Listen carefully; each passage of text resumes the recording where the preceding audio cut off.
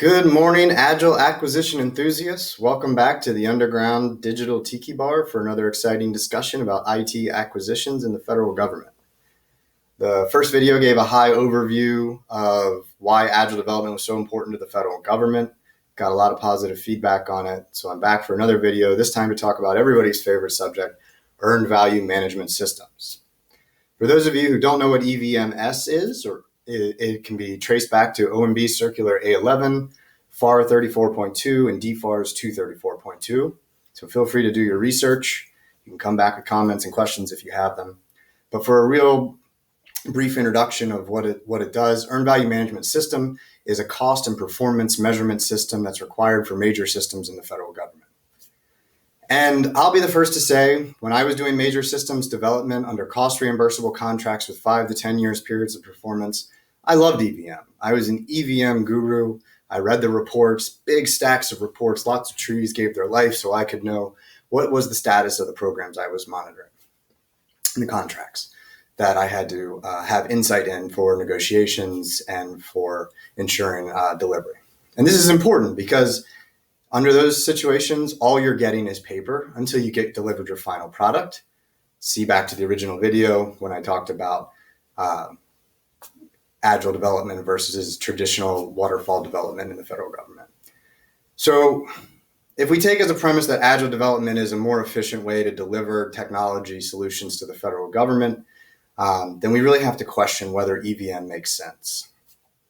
So showing the performance of cost and time over lengthy periods of time when you're being delivered actual functional product every 2 to 4 weeks, the value goes significantly down. And make no mistake, EVM systems are very expensive. They're expensive for the federal government because it takes a lot of time and effort and manpower to implement the systems on the contractor side. The EVM systems do a great job of explaining when delivery is on track, when it's green, when it's yellow, when it's red with the stoplight charts.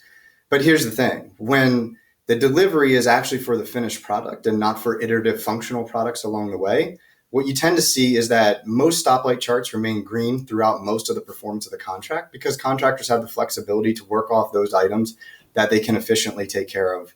I like to call them low-hanging fruit.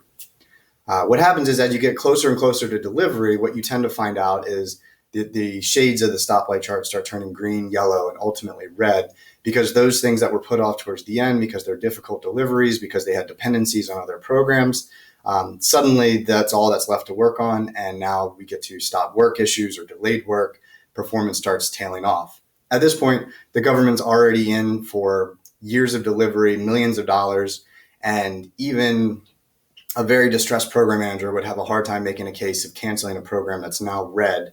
So what ultimately happens, you baseline the program. More time, more money, everything turns green again. Now the $10 million contract is a $20 million contract, and still the government has nothing physically to show for it in the hands of users. With Agile and iterative development, I like to think of it like this. I don't need a report to tell me that I enjoyed my lunch and that I'm full because I just ate my lunch and I know whether or not I enjoyed it and whether or not I'm full. I can give feedback to the restaurant immediately and say whether or not I need more, whether or not I was happy with it. Same thing. You're getting things, you're able to evaluate them. Now, I don't knock anybody who's put together Agile EVM systems or who is delivering EVM to the federal government because they're giving the government what they're asking for.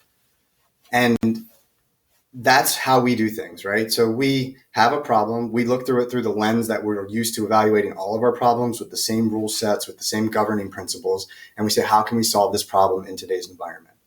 What I think would be more efficient or more appropriate would say, how would we solve this problem if we didn't have any of these rules?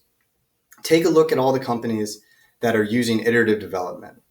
Do they do earned value management systems internally for their own benefits?